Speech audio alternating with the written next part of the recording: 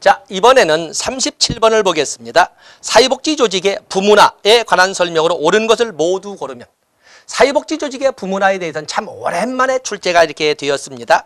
그래서 여기에 대해서는 제법 잊혀진 문제처럼 이렇게 보고 있었는데 그중에 옳은 것을 모두 고르면 서비스 기준, 서비스 제공, 사례관리, 그다음에 지역사회 조직 등으로 구분한다. 여기는 사회복지조직의 부문화 것이 아니고 거기에 보면 사례관리 기능, 서비스 제공 기능, 지역사회 조직화 기능, 지역 조직화 기능 이것은 사회복지관의 기능 분류가 되겠습니다. 사회복지관 그 자체로 지역사회복지론에서 사회복지관의 기능 그 자체로도 출제가 됩니다만은 어쨌든 3대 기능 그러면 사례관리 기능, 서비스 제공 기능, 지역 조직화 기능 이렇게 되어 있습니다. 서비스 기준 부문화라고 하는 것은 서비스 방법에 따라서 조직의 업무를 부문화하는 걸로써 여기에는 개별사회사업, 집단사회사업, 지역사회 조직사업 등이 여기에 해당됩니다. 그래서 서비스는 기억번은 틀린 거고 지리적 기준, 지역 사회복지 조직을 부문화할 때 지리적 기준으로 할 때는 클라이언트의 거주지역을 어디로 할 것, 거주지역 어디를 기준으로 하느냐를 가지고 하기 때문에 지리적 기준은 맞는 것이 되겠습니다. 다음에 개별사회사업, 집단사회사업, 지역사회 조직사업의 구분은 서비스 기준 부문화에 해당되는 것이 되겠습니다. 그래서 대상이나 서비스 기준 부문화죠. 다음에 업무 시간에 따라 2교대, 3교대로 구분하는 것은 시간 기준에 의한 사회복지조직 부문화가 되겠습니다. 여기에는 니은번과 니을번이 되겠습니다. 그 외에는 뭐 기능 기준 부문화 이런 걸 볼 수가 있죠. 38번으로 넘어가 보시면 퍼트에 관한 설명으로 옳지 않은 것은 조직관리기법에서 우리가 출제되는 것은 MBO, 목표관리, 또 퍼트, 프로그램 평가 검토기법, 또 TQM, 총체적 품질관리. 자, 이런 것 등이 주로 출제가 되는 것이 되겠는데, 자, 퍼트가 나와 있고, 그 다음 문제에는 총체적 품질 경영인 TQM을 다뤘습니다. 자, 퍼트라고 할 때 가장 핵심적 용어는 시간이죠. 목표 달성에 관련된 모든 공정을, 목표 달성에 관련된 모든 공정을 시간으로 변환시킨 계획표로서 대규모 프로젝트에 사용을 한다라고 설명을 했습니다. 거기 보시면 목표 달성에 기한을 정해놓고 진행을 한다. 과업별 소요 시간을 계산하여 주간다. 시간. 최종 목표를 달성하는 데 필요한 최단 시간을 제시할 수 있는 기법이다. 주요 세부 목표 또는 활동의 상호관계와 시간 계획을 연결시켜 나가는 것이다. 겐트 차트에 비해 활동 간의 상관관계를 파악하는 데 유효하지 않다. 겐트 차트라고 하는 것은 무슨 활동을 했느냐만 따지고 있지 이렇게 퍼트처럼 활동과 과업의 연관성은 설명하지 않거든요. 겐트 차트는 단지 무슨 활동했다, 활동만 나열할 뿐이지 과업과의 연관성을 설명하지 않아요. 그렇기 때문에 퍼트는 겐트 차트에 비해서는 훨씬 더 과업과 활동과의 연관성을 파악할 수 있기 때문에 거기 활동 간의 상관관계를 파악하는데 아주 유용하다라고 설명할 수가 있습니다. 답은 5번이 잘못된 것이 되겠어요. 다음에 39번에도 보시면 거기에 조직관리기법으로 총체적 품질 경영이 있습니다. 조직이 운영되는 시작 시점부터 조직에서 제공되거나 생산되는 서비스를 고객의 관점에서 얼마나 만족을 하느냐. 고객의 관점을 가지고 전 구성원이 모여서 끊임없이 평가하고 피드백해서 고객의 눈에 맞는 서비스를 만들어가는 이런 관리기법을 TQM, 그래서 총체적 품질 경영, 총체적 품질 관리라고 합니다. 고객 중심 관리를 강조한다. 지속적인 서비스 품질 향상을 강조한다. 이 지속적인 서비스 품질 향상을 지속적인 학습 과정 또는 끊임없는 평가 및 피드백 이렇게 표현합니다. 서비스 품질은 마지막 단계에 고려한다. 시작 단계에서부터 고려하는 겁니다. 시작 단계에서부터 틀린 거고 의사결정은 자료 분석에 기반을 한다. 품질 경영은 모든 구성원들의 참여를 통해서 헌신을 필요한다. 다 좋지요. 그래서 답은 여기서는 마지막 단계가 아니라 처음 초기 단계부터 시작을 합니다. 답은 4번이 되겠어요. 40번에 보시면 사회복지 서비스 경향으로 옳은 것은 1980년대 레이건 정부의 작은 정부론. 1980년대 레이건 정부의 작은 정부론을 우리는 신연방주의라고 하지만 영미의 공통점 속성 없는 신자유주의, 신보수주의, 신연방주의 같은 관점으로. 그렇기 때문에 국가 개입을 축소하고 복지 재정을 축소시키는 이런 과정이면서 많은 국가의 역할 부분을 어디로 넘겨? 복지다원주의라는 이름으로 민영화 부문으로 넘기게 됩니다. 다음에 2007년 우리나라 사회서비스 바우처 제도의 도입. 당연히 사회서비스의 제공 기능을 국가나 지방자치단체가 해야 되지만 사회복지사업법 규정에 의해서 그러나 국가나 지방자치단체 의무자로 하여금 서비스를 제공하게 할 때는 바우처를 이용하게 할 수도 있다. 이런 의도하에서 2007년도부터는 전자바우처를 도입하게 됩니다. 전자바우처. 그렇게 해서 사실은 국가나 지방자치단체가 수행해야 될 서비스 제공 업무를 민간 부문으로 이렇게 넘기게 된 겁니다. 2008년 우리나라 노인장기요양보험제도 실시. 노인장기요양보험에 의해서 우리는 사회복지법에 근거한 사회복지사업법에 근거한 요양보호사 등을 양성해서 이렇게 해서 민간 부문에서 소위 재가복지에 관련된 많은 부분을 담당하도록 이렇게 법제화해 놓고 있거든요. 결국에 여기서 이끌어가던 민영화, 직권화, 답은 뭐 민영화 하나밖에 없네요. 41번에 보시면 우리나라 사회복지행정의 변화 과정과 주요 정책에 관한 설명으로 옳지 않은 것은 사회복지시설평가제 도입은 자원의 효율적 운영에 관한 관심을 확대시키는 계기가 되었다. 사회복지시설평가제는 1997년에 사회복지사업법 개정으로 사회복지시설의 설치가 본래는 허가제였어요. 그러다가 신고제로 바뀌게 되면서 행정통제로부터 좀 멀어집니다. 그걸 보완하기 위해서 만든 것이 사회복지시설 평가제, 적어도 3년에 1회 이상 평가를 받도록 한 것이 되겠습니다. 그래서 자원의 효율적 운영에 대한 관심을 확대시키는 계기가 되었다. 뒷문은 약간 문장을 그렇습니다만 좋습니다. 주로 지방정부에서 운영되는 사회복지사업이 국고보조사업으로 이양되었다. 아니죠. 우리는 2005년부터 주로 국고보조사업이나 국가사업으로 이끌어지던 사회복지사업이 지방 이양사업으로 넘어오게 된 거죠. 바뀌어진 거군요.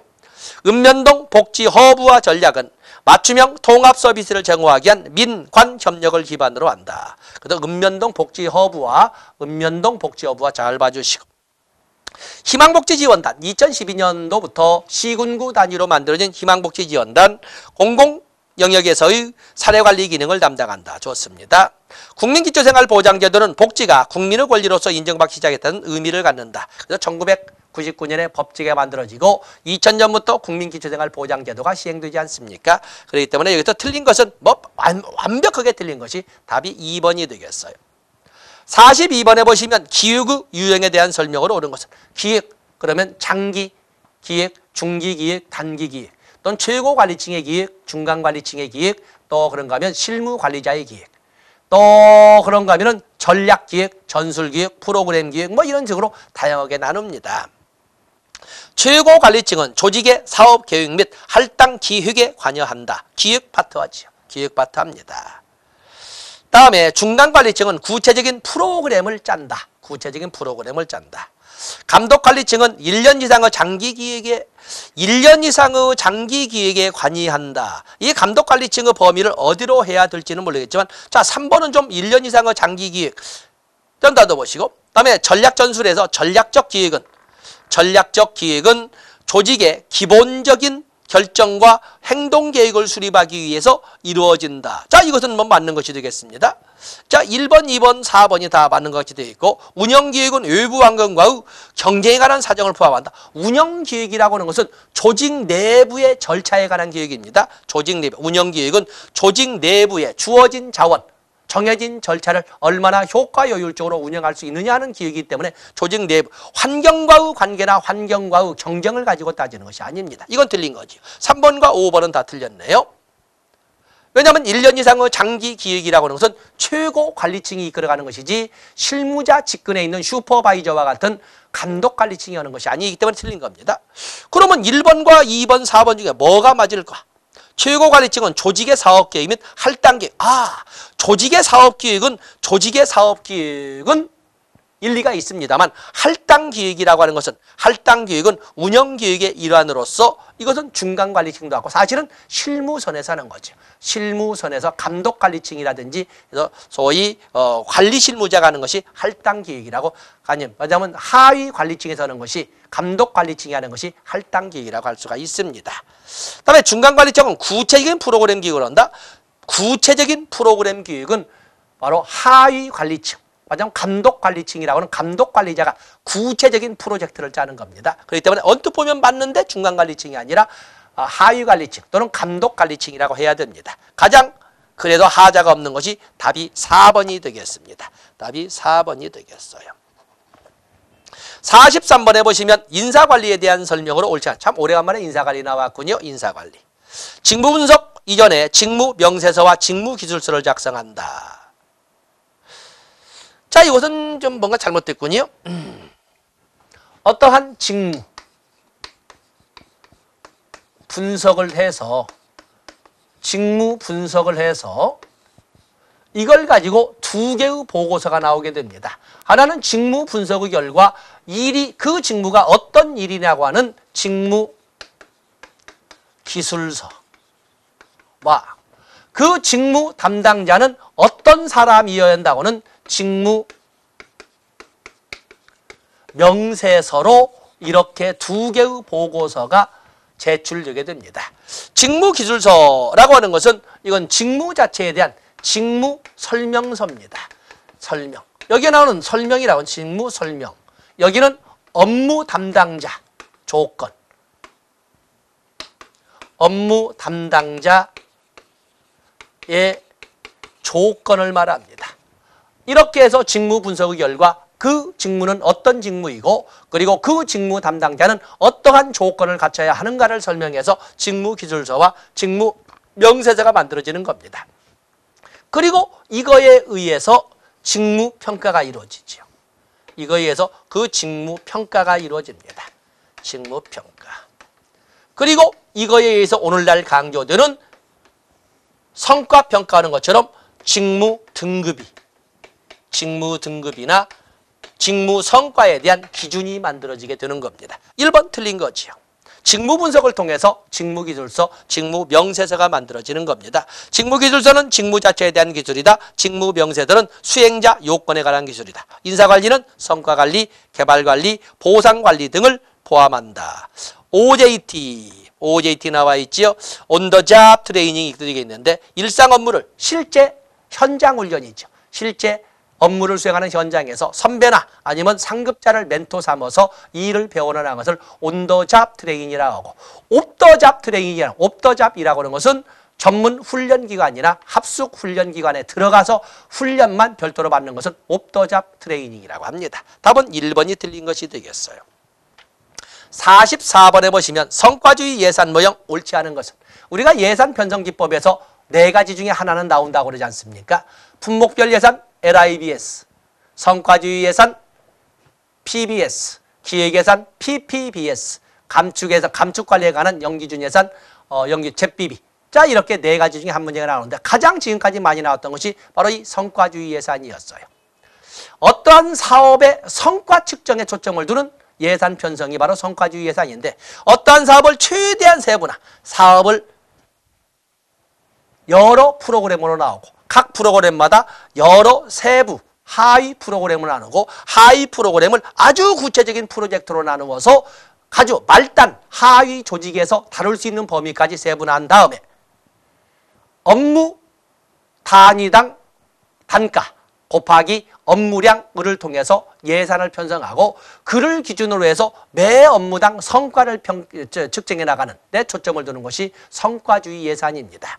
때문에 성과주의 예산 사업별 예산 통제가 가능하다. 사업별 예산. 얼뜻 보면 통제 그러면 LIBS로 하는데 사업별 예산 통제라고 붙어 적는 겁니다. 사업별 아니면 프로젝트별 예산 통제 그러면은 PBS 퍼포먼스니까 성과주의 모형이 되겠어요. 예산 배정에서 직관적 성격이 강하다. 예산 배정에 있어서 느낌으로 예산을 평가하지는 않습니다. 예산을 직관이라고 하는 어떤 느낌으로 오지 않고 아주 구체적인 합리적인 기준에 의해서 해야 되는 것이지 어떤 느낌이나 육감으로 할 수는 없습니다. 이건 뭐 말이 안 되는 거고. 목표 수행에 있어서 목표 수행에 초점을 두는 관리지향적 예산 제도이다. 신축성, 합리성, 효율성을 보여야 한다. 실적 평가를 용이하게 한다. 답은 뭐 직관적인 것이 되겠네요. 답은 2번이 되겠어요.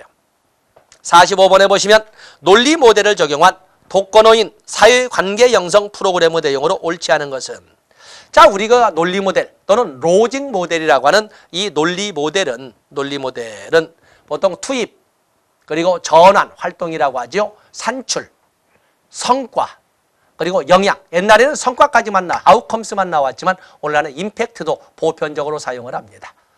우리가 사회복지 실천에서 투입이라고 하는 것은 도움이 필요한 클라이언트, 도움을 제공하는 전문가로서 사회복지사 또는 도움을 제공하는 과정에 같이 협력체제로 동참하는 행동체계, 거기에 사용하는 자원이나 시설, 시간 이런 것 등은 투입이 되겠고, 그러면서 우리가 개입이라고 하는 도움을 제공하는 실질적으로 어떤 변화를 추진하는 그 과정을 전환 활동이라 하고, 그리고 그로 인해서 바뀌어진 밖으로 드러나 보이게 바뀌어진 클라이언트의 모습을 산출이라 하고, 그 산출에 또 하나의 보이지 않는 내재적 만족도를 우리가 성과라고 합니다. 그로 인한 주변으로 퍼진 파급 효과는 우리가 영향 임팩트라고 합니다. 독거노인 사회관계 형성 프로그램의 내용으로 투입은 독거노인 20명, 사회복지사 2명, 그렇죠? 클라이언트와 워커가 투입이 되겠고, 활동은 자원봉사자도 모집하고 프로그램도 실시하고, 이건 전환이나 활동이 되겠고, 산출은 바로 독거노인의 사회관계 향상이 됐느냐 아니냐, 향상이 됐느냐 아니냐지. 교육시간이나 출석률이라고 하는 교육시간이나 출석률, 교육시간 출석, 얼마나 독거노인 사회관계 형성 프로그램에서 이 사람들이 얼마나 교육시간 출석률이 높으냐, 이런 것은 활동과 산출의 교집합 부분이 되겠네요. 그다음에 성과라고 하는 것은 만족도죠. 내면적 만족도. 밖으로 들어오면 자살률 감소나 노인 부양의식의 향상, 이렇게 독거노인의 사회관계 향상 프로그램을 시행했더니 노인의 자살률이 감소했다. 이것은 분명한 성과가 되겠어요. 그런데 노인 부양의식이 향상됐다고 하는 것은 그로 인해서 동네 분위기가 바뀌었다는 것인데, 그것은 임팩트, 영향에 해당이 되겠어요. 지역의 독거노인의 관심도 향상, 노인의 부양의식 향상, 경로효친 사상의 향상, 이런 것 등은 영향 임팩트가 되겠어요. 함정은 3번에 있고 바로 답은 4번에 노인 부양의식이 영향인데 여기에 들어요. 답은 4번이 되겠어요. 노인 부양의식을 5번으로 가야 됩니다. 다에 좋고. 다음에 46번에 보시면 프로그램 평가 기준에 대한 설명으로 옳지 않은 것은, 프로그램 평가 기준은 효과성도 있고 효율성도 있고 노력성도 있고 만족도도 있고 공평성도 있고 제공된 서비스의 품질도 있고 다양한 것이 존재를 합니다. 비용 효과 분석이나 비용 편익 분석은 효율성 평가의 기준이 효율성 평가가 되겠어요. 노력성 평가는 방문한 개별 가구의 가구수, 또 그러면 그날 만날 클라이언트의 숫자, 자, 이런 것 등이 바로 얼마나 내가 노력을 했는지를 보여주는 숫자가 되지요. 자, 1번은 틀린 것이 되겠군요. 다음에 서비스 목표 달성도는 효과성 기준이 되겠고, 프로그램의 환경 조건은 과정 기준이 되겠고, 사회문제 해결에 대한 미친 영향의 정도는 영향, 이렇게 되어 있는, 문제는 단순한 것 같지만 비용 효과 분석이나 비용 편익 분석은 모두 효율성 평가 기준에 해당되는 것이 되겠어요. 답은 1번이 틀린 것이고, 다소 난이도는 4번과 5번에서 여러분들이 찾아가 보시면 되겠습니다. 다음에 47번에 보시면 사회복지 서비스 성과평가의 내용으로 옳은 것을 모두 고르면, 사회복지 서비스 성과평가, 아동의 자존중감 향상 정도,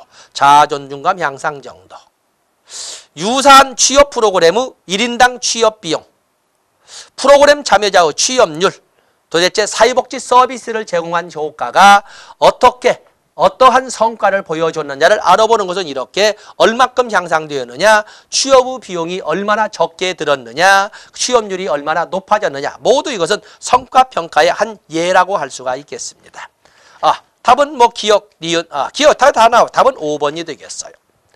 48번에 보시면 사회복지평가 의의로 옳지 않은 것은, 우리가 평가라고 하는 것은 가장 좁은 의미의 평가는 목표 달성도의 파악이지만, 더 한 단계 나가서 궁극적 평가의 목적으로 설명한다면 이 평가라고 하는 것은 결국에 목표 달성도 파악 및 그를 반영한, 나전 그를 바탕으로 피드백한 이 말이죠. 그를 반영한 향상이나 개선의 궁극적 목적을 두는 것입니다. 환류 기능을 가지고 있다. 행정관리 수단을 한다. 책무성을 강조한다. 외부자원 확보에 영향을 미친다. 평가 결과는 기관의 변화를 반드시 수반한다. 아니죠. 피드백의 결과 긍정적 피드백. 말하자면 긍정적 환류가 있다면 현 상태가 아주 좋다라는 이런 반사 보고가 온다면 굳이 기관의 변화를 가지고 갈 필요가 없죠. 근데 반드시 기관의 변화를 가져가는 것은 문제가 이건 너무 고착된, 너무 잘못된, 너무 이건 편향된 이런 거 답이 되겠어. 답은 5번이 틀린 거예요. 의사결정 방법 및 기술에 대한 설명으로 옳은 것은 의사결정 방법이라고 하는 것은 개인적 의사결정 방법으로 의사결정 나무 분석도 있고 대안선택 흐름 분석도 있고 그렇습니다. 그러나 집단적 의사결정 방법으로서는 델파이 기법도 있고 소집단 투표 의사결정 기법으로서 명목집단 기법도 있고 또 그런가 하면은 집단 사고를 통한 창의력 개발 기법으로 브레인스토밍 등은 집단적인 의사결정 기법입니다. 또 그러면 의사결정 기술로서는 겐트 차트도 있고 퍼트도 있고 섀도우 U도 있고 다양한 방법들이 있지 않습니까? 대안선택 흐름 분석은 또는 의사결정 나무 분석은 개인적 의사결정 기법입니다. 브레인스토밍, 명목집단 기법, 또 그런가 하면은 델파이 기법. 자, 이런 것 등은 모두 집단적 의사결정 기법이 되겠어요. 지도자만 주제를 알고 그 집단에는 문제를 제시하지 않은 상태에서 아니죠. 브레인스토밍은 주제가 무엇인지를 모두가 같이 공유하면서 그 집단에 대하여 문제를 제시해서 집단 사고를 통해서 새로운 해결책이나 새로운 어떤 그 근거를 찾아내는 것이 브레인스토밍. 집단 사고를 통한 주제도 다 알고 그리고 문제를 집단에 말하자면 공개한 상태에서 해결책을 찾아가는 기법입니다. 틀린 거고. 판단적 결정은 정보 수집, 연구 분석과 같은 합리적이고 과학적 절차를 통해 이루어진다. 판단적. 이 판단적이라고 하는 것은 어떤 정보 수집에서 판단적 결정은 정보 수집, 연구 분석과 같은 합리적이고 과학적 절차를 통해서 이끌어간다. 결정해간다. 이렇게 과학적 결정이라는 것은 문제 해결적 접근이라고 하는 것이고 판단적인 것은 이미 기존에 당사자가 가지고 있는 지식이나 경험에 근거하여 또는 자기가 본래 가지고 있는 지식이나 경험을 가지고 판단하는 결정 기법이 판단적 기법입니다. 뒤에 나와 있는 이것은 판단적 결정이 아니라 문제 해결적 결정이라고 하시면 됩니다. 4번이 바로 판단적 결정이 되겠어요. 4번이 판단적 결정. 직관적 결정이라는 것은 자신의 육감에, 자신의 느낌에 의해서 결정하는 것은 직관적 결정이 되겠어요. 비정형적 결정. 의사결정자의 직관과 판단에 의해서 이루어진다. 이 중에 가장 가까운 것은 답이 5번이 되겠네요. 다음에 50번에 보시면 마케팅 기법 한 문제 나왔네요.